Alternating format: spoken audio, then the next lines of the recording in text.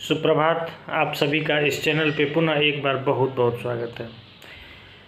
आज हम लोग चर्चा करेंगे, क्या रजिस्ट्री कराते हैं ज़मीन आपकी हो जाती है, ज़मीन का स्वामित्व क्या होता है और ज़मीन का शुल्क जो है सरकार को जब तक हम नहीं देते हैं तब क्या होता है, दाखिल खारिज की प्रक्रिया क्या है, दाखिल खारिज क्या होता है और दाखिल खारिज का शाब्दिक अर्थ क्या होता है, नामांतरण अर्थात म्यूटेशन जिसको दाखिल खारिज भी कहते हैं, ये अगर हम नहीं कराएं तो क्या होगा।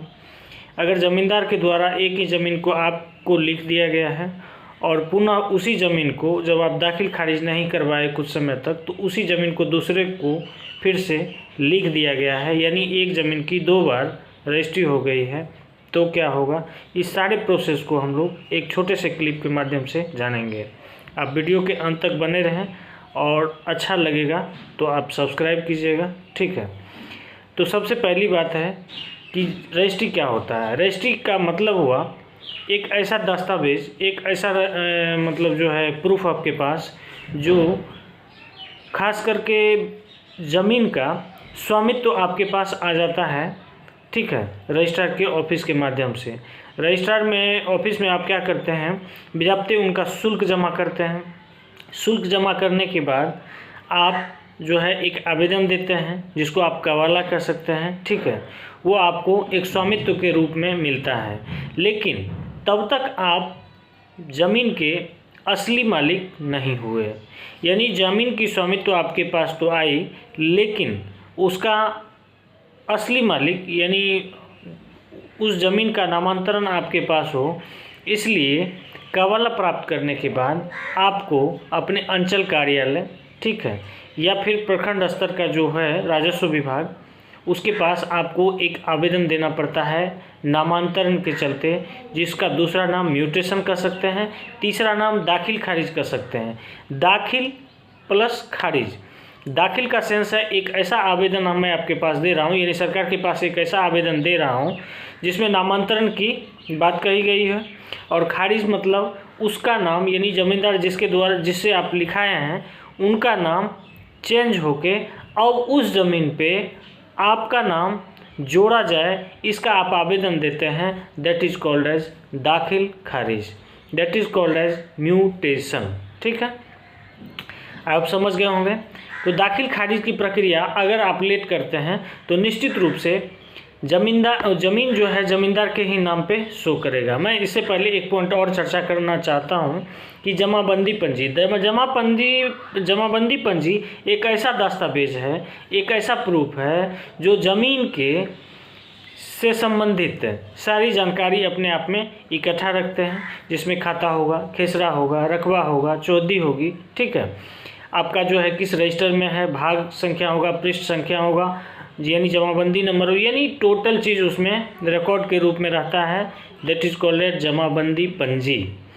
तो जमाबंदी पंजी पे अभी भी ज़मींदार का नाम तब तक शो करेगा जब तक आप नामांतरण नहीं करवा लेते हैं, दाखिल खारिज नहीं करवा लेते हैं। तो मेरा मतलब एडवाइस यही होगा कि जैसे आप रजिस्ट्री करवाते हैं तो यथाशीघ्र कवाला लेने के उपरांत आप नामांतरण की प्रक्रिया में उसको दे दें। क्यों दे दें कि जब तक आपका नामांतरण होगा नहीं, ठीक है, म्यूटेशन होगा नहीं, दाखिल खारिज होगी नहीं, तब तक वो उक्त ज़मीन ज़मींदार के नाम पे शो करेगा और वह पुनः उस ज़मीन को दोबारा बेच सकते हैं।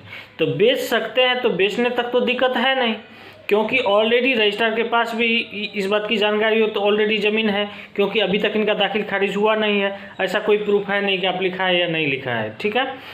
तो वो अगर दोबारा बेच देते हैं तो उसका क्या अंजाम होगा वो हम अगले वीडियो में जानेंगे, ठीक है। यानी एक ज़मीन को अगर 3 बार रजिस्ट्री कर दिया जाए और जबकि उसका रकबा नहीं हो, तो इस संबंध में हम खास करके बाद में हम इस बात की जानकारी लेंगे।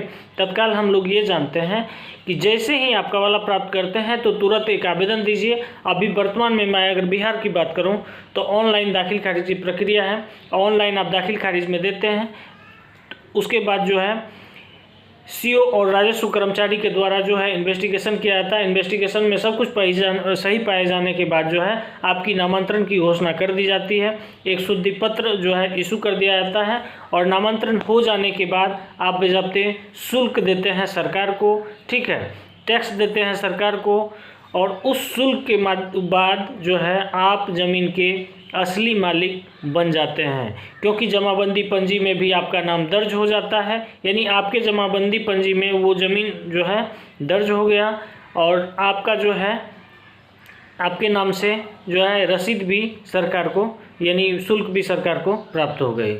तो निश्चित रूप से ऐसा कहा जा सकता है कि रजिस्ट्री जो है वो केवल स्वामित्व है, असली हकदार आपको नहीं बनाता है। रजिस्ट्री कराने के बाद जब आप दाखिल खारिज कंप्लीट करवा के शुल्क सरकार को दे देते हैं, तब आप ज़मीन के असली हकदार हो जाते हैं, क्योंकि जमाबंदी पंजी में आपका नाम ज़मींदार की जगह नामांतरण होकर आपका नाम रजिस्टर्ड हो जाता है, और जब रजिस्टर्ड हो जाता है तब ज़मीन के आप असली मालिक होते हैं। तो निश्चित रूप से ये वीडियो फ़ायदा के लिए ही बनाया गया है, और आपको अगर इससे संबंधित कोई भी जानकारी हो तो आप कमेंट के माध्यम से पूछ सकते हैं। धन्यवाद। फिर मिलते हैं इस नेक्स्ट टॉपिक पे कि अगर कोई आदमी एक ज़मीन को 2 बार 3 बार रजिस्ट्री कर दे, ठीक है, अलग अलग आदमी को, तो उसका क्या अंजाम होगा और उस अंजाम को उसको किस तरह से पनिशमेंट दिलाया जा सकता है, इस बात की जानकारी हम आपसे शेयर करेंगे। धन्यवाद।